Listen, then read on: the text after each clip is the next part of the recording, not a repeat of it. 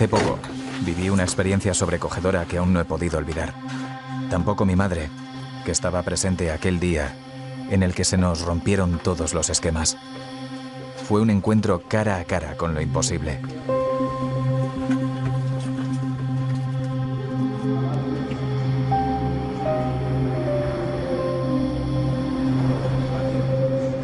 Ese día fuimos a una casa que tenemos en Toledo. Lo hacíamos con frecuencia. Era una casa antigua que comunicaba con otra a través de un patio.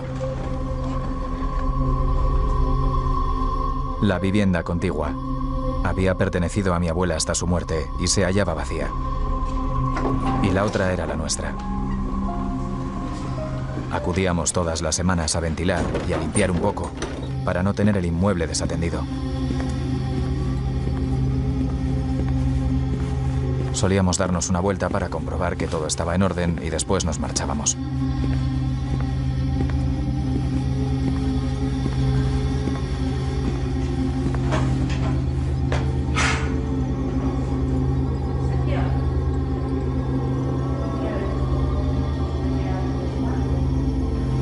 El día del suceso era como otro cualquiera.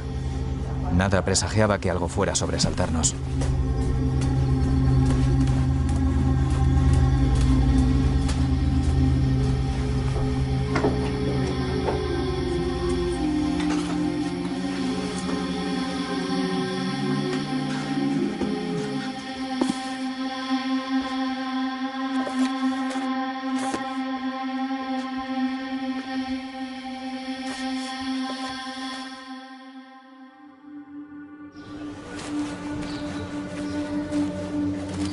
Llegamos a la casa, mi madre y yo, y tras abrir las ventanas y revisar que todo estaba en orden, salí al patio que comunicaba con la casa de mi difunta abuela.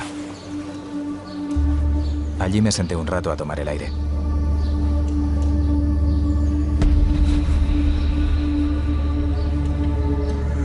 Había un silencio absoluto. En ese momento no sabía dónde estaba mi madre. La había perdido de vista. Sin embargo, cuando estaba en el patio, escuché una voz que decía: Sergio, cuando puedas, vienes y me ayudas, por favor. La voz procedía de casa de mi abuela. Y, lógicamente, pensé que mi madre estaba dentro y que necesitaba mi ayuda. En ese instante estaba sentado. Me levanté de inmediato y contesté: ya voy, mamá. Pero justo cuando lo hice y ya me dirigía hacia la casa de mi abuela, apareció mi madre por una ventana de nuestra casa y me dijo: no vayas, hijo. Yo también lo he escuchado.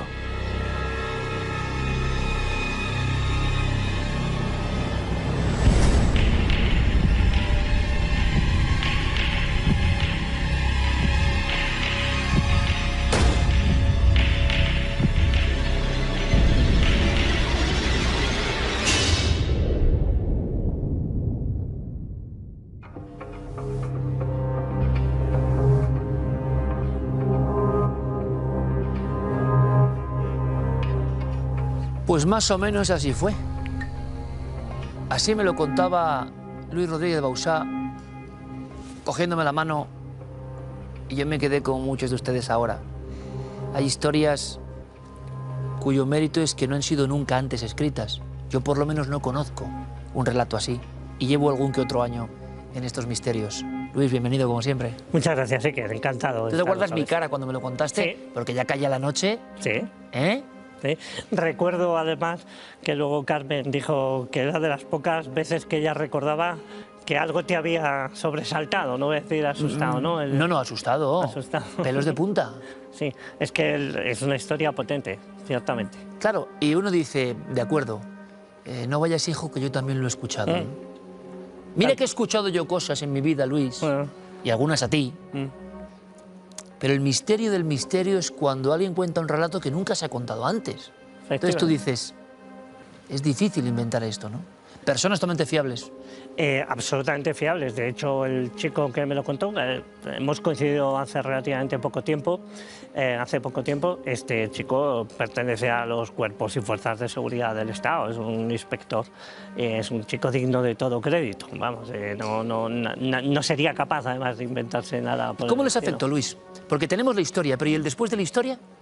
Pues fíjate, solo sé lo que por él, ¿no? No sé de su familia y tal, a la que también conozco de alguna vez que hemos coincidido.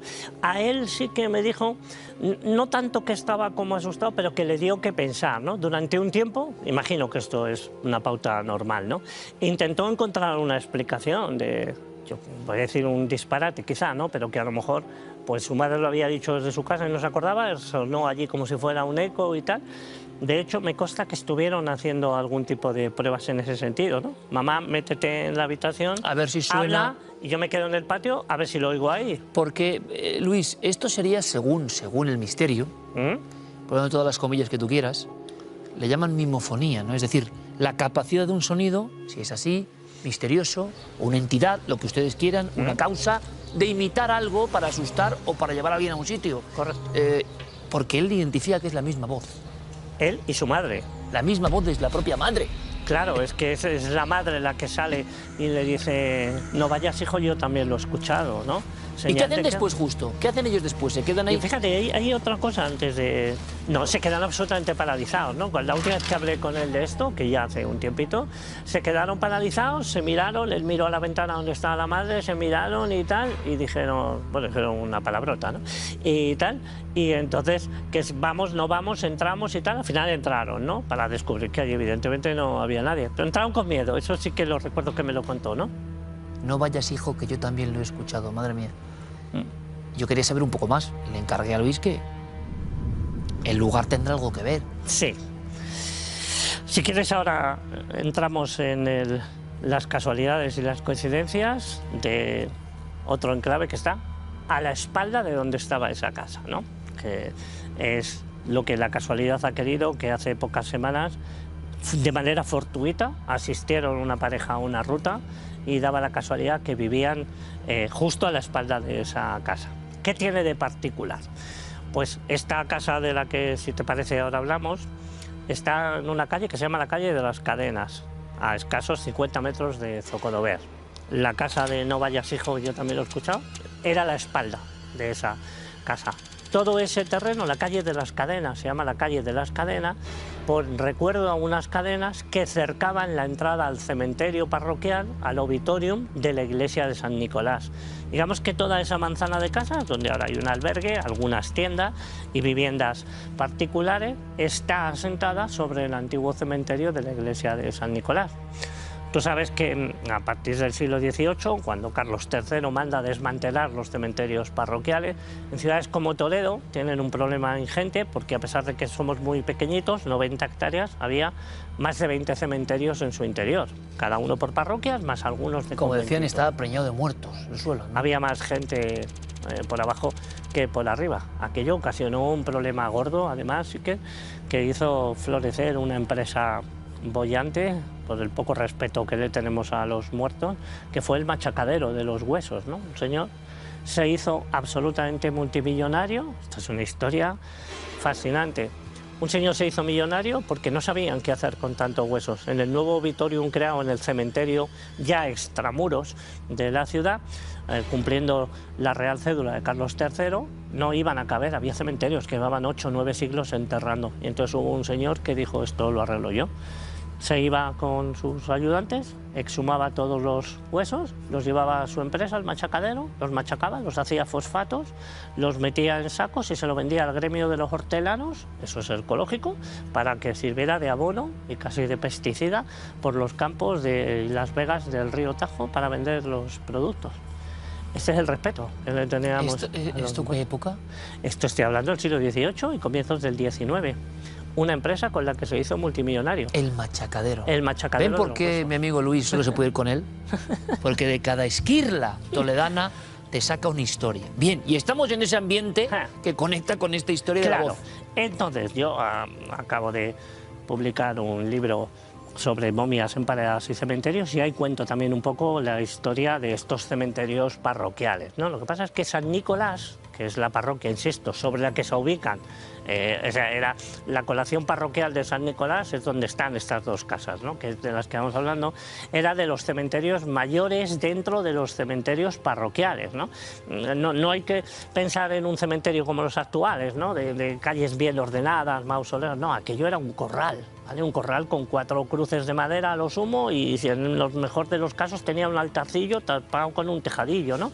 Pero esto ni siquiera era siempre en todos los cementerios. Entonces, ese cementerio era grande porque San Nicolás era una de las parroquias potentes de la ciudad de Toledo. Porque San Nicolás además se ubicaba en la calle principal de la entrada a Toledo, que era la calle esta de Núñez de Arce y Las Cadenas, la calle por la que entraban los reyes, los embajadores, los grandes actos, entraban por ahí. Y entonces esa parroquia está llena de capillas de gente potente.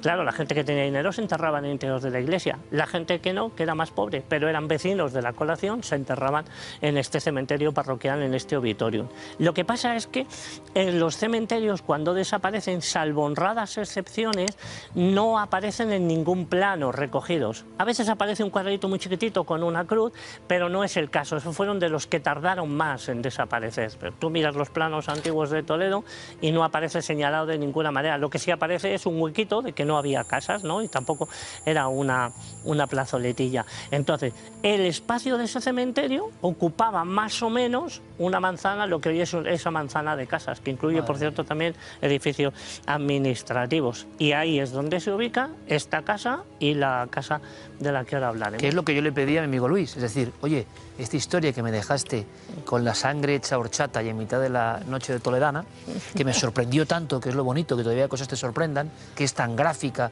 o sea, tú no imaginas un mejor inicio de película, punto, y es la verdad. Entonces, digo, bueno, radiografía del lugar, perfecto. Ya sabemos que es verdad que en Toledo lo más lógico en la parte de Antigua es que haya una historia muy remota, pero, ¡pum!, perfecto, puesta la lupa. Bien, pero es que te has encontrado con personas que en ese entorno... Esto es muy curioso, ¿no? Haciendo una de las visitas guiadas por Toledo, de rutas de Toledo, una visita que llamamos Toledo Siniestro, donde contamos pues, algunos de los casos que aparecen en este libro, que acabas de tener la amabilidad de enseñarle, y otras cuestiones, ¿no? Y entonces, de camino entre una parada y otro, se me acerca un chico joven, grande, fuerte, muy educado, un chico encantador, y me dice, jolín, Luis, pues en mi casa pasan unas cosas y tal. Digo, hombre, pues que cuéntame si te apetece y tal. Y empieza a contármelo, digo, esto es brutal. Digo, ¿a ti te importa contárselo a todo el grupo? No, pero mejor que lo cuente. Viene la mujer en ese momento, una chica joven, Vanessa, y dice, te lo cuento yo que mi marido es un poco cagón. Y entonces se lo contó a todo el mundo y nos deja a todos absolutamente anonadados. Y ella no identificó la casa, en principio dijo, pues en mi casa pasa tal, ¿no? Y le digo, cuando ya acabamos la ruta, le digo, ¿pero tú dónde vives? Y me dice, pues en la calle Cadenas, en el edificio que era, no lo voy a identificar, claro. Abajo hay un comercio y tal, ¿tú conoces eso? Digo, claro, ¿cómo no lo voy a conocer? Entre otras cosas porque ahí había un estudio de fotografía y era como la competencia de la tienda de mi abuelo, mi bisabuelo y mi padre, ¿no? No había muchas tiendas de fotos. Digo, claro, y tal. Y dice, pues es ese edificio y tal. Digo, oye, Vanessa, por favor. Yo en ese momento ya le dije, le digo, no sé si lo sabéis, pero vuestra casa está construida sobre el obituarium, sobre el cementerio. Pues no teníamos ni idea y tal. ¿Y por eso se llama así la calle? Sí, de hecho hay unas cadenas todavía allí puestas, ahora sirven para que no aparquen las motos, pero es el recuerdo de aquellas cadenas que cercaban el cementerio, ¿no? Y le digo, ¿a ti te importaría, para que yo soy muy despistado y tal, me lo mandas en un audio? Dice, no, yo te lo mando lo que... Es un fragmento, Luis, es un fragmento de la casualidad, la investigación, lo que hacen nuestros compañeros enseñando el Toledo increíble, mágico, siniestro también, claro. Y ¡pum! Mismo edificio, misma manzana. Escuchamos.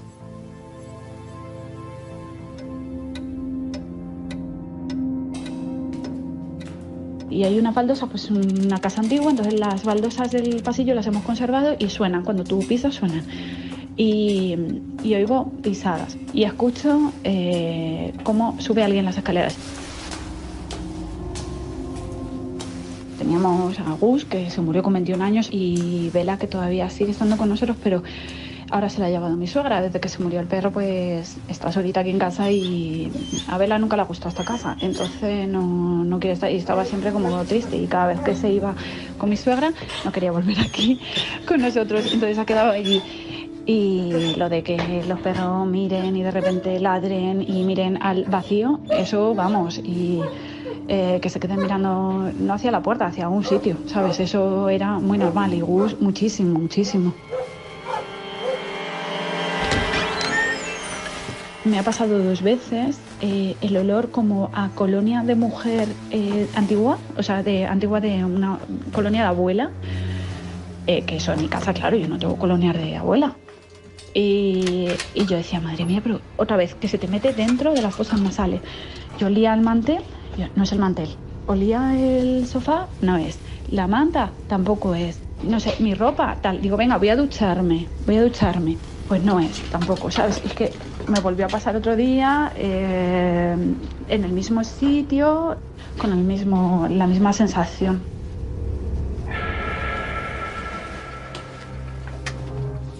Contando solo una parte de lo que sería lo que dicen los expertos osmogénesis, ¿no? Si es que es así, la presencia de un olor que no se corresponde, que está rondando en la habitación. Ellos no saben para nada que es el mismo habitáculo de la historia de No vayas, hijo, que yo también lo he escuchado. Y de todos los testimonios que cuenta en el audio, quizás a mí el que más me sorprenda es el de la niña que tienen pequeña.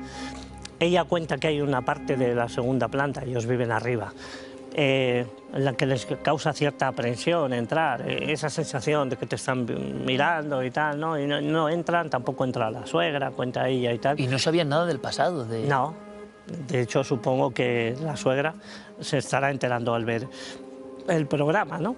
Y les daba cierta aprensión porque estaban convencidos de que convivían con algo, ¿no? Y la niña, que es muy pequeñita, de repente parece ser que sonó un golpe y ella le dice a la abuela, no te preocupes, abuela, que ya se ha ido. Que esto... Ella, la madre, Vanessa, me contaba que tiene constantes pesadillas con el monstruo del rincón, ¿vale? De una de esa zona. Una figura. Sí, y quizá lo que más veces les pasa es que esto me parece tremendo. De hecho, si se escuchan con atención los audios, uno de los fenómenos se repite mientras lo está grabando. Ella está contando el audio y de repente suena y dice, ¡ay Dios! Dice, mira, lo acabo de oír, ¿no? Estas cosas son así más o menos las que nos han pasado. También tengo que decirte que debajo de la tienda, que coincidiría con la zona derecha de todo este edificio donde está la tienda y donde... Perdón, que escucho un ruido. Cabalito estoy hablando y escucho un ruido. Que tiene un... ¿Cómo se llama? Lo de las aguas. Eso es constante en esa casa, constante. Y te aseguro que es gente digna de todo crédito, digna de todo respeto, y es demasiada la fenomenología de cosas que pasan ahí, que algunas forman ya parte, digamos, de los acontecimientos o sucesos paranormales típicos de las casas donde hay presencia, pero otros no. Yo lo de la colonia de mujer antigua, esto Pues no lo también, había... Estás en tu cama, todo nuevo, todo... Y de repente un profundo olor a persona de otra época. ¡Ay!